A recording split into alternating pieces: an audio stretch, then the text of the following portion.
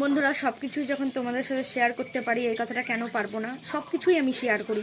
কি রান্না করছি, কি খাচ্ছি, কোথায় যাচ্ছি, মানে কি করে যাচ্ছি, মানে কিসে করে যাচ্ছি, সব কিছুই তোমাদের সাথে শেয়ার করি। তো এই কথাটাও শেয়ার করতে ইচ্ছা হচ্ছে। এখন দুপুর বাজে 12টা আর আমি এখন রান্না করছি। মনের মধ্যে ভীষণ একটা মানে একটা কি বলবো, মানে বলে বোঝাতে পারছি না, একটা মনের মধ্যে উদ্যোগ জাগলো তোমাদের সাথে শেয়ার করার জন্য, ওই জন্য শেয়ার করছি।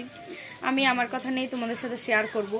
তো ভালো লাগলে বলো, খারাপ লাগলেও বলো। তো আজকে যদি আমার কিছু হয়ে যায়, যে স্বামী ছাড়া কিন্তু কেউ দেখবে না। মা বাবার পরে কিন্তু স্বামী, মা বাবা যখন থাকে না, স্বামী ছাড়া কেউ দেখে না। আমি যদি দুটো না খেয়ে থাকি না, কেউ এসে বলবে না খাও, সেই স্বামী এসে বলবে তুমি কি খেয়েছো, এ নাও খাও।